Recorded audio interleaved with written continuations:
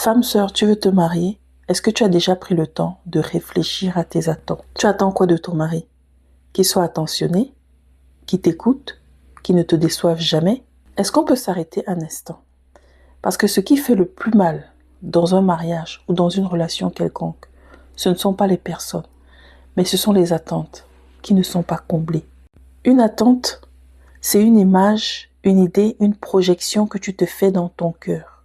Par exemple, tu attends de la fidélité, mais tu trouves la trahison.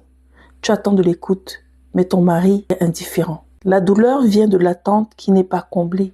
La douleur vient de l'écart entre ce que tu vis, ce que tu reçois et ce que tu attendais. C'est de ce que tu espérais et que tu ne reçois pas que vient la douleur. Alors, est-ce que c'est forcément ton mari, ton fiancé, ton ami, ta famille qui t'a fait du mal? Non. La douleur vient des attentes, de tes attentes. L'idée, l'image que tu t'es faite et que tu n'as pas reçue.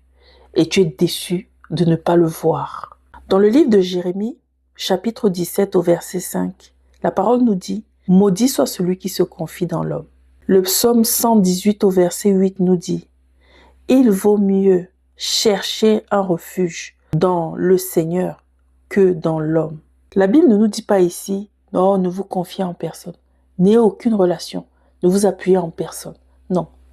La Bible nous dit « Vous pouvez vous appuyer, mais sachez que le vrai appui, le vrai refuge est en Dieu seul ».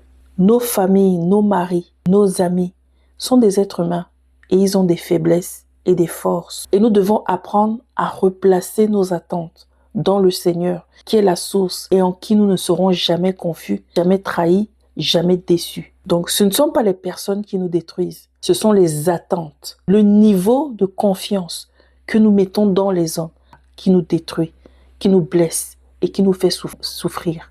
Nous pouvons avoir autour de nous des personnes de confiance, mais il y a un niveau qu'on accorde à l'homme et celui qu'on accorde à Dieu. Et comme je vous dis toujours, Dieu est un Dieu d'ordre. Plaçons nos relations au bon endroit. Jésus est un socle, Jésus est un fondement. Il est le fondement de tout, il est le fondement qui ne s'ébranle pas et celui sur lequel tout s'appuie et tout peut se construire de manière durable.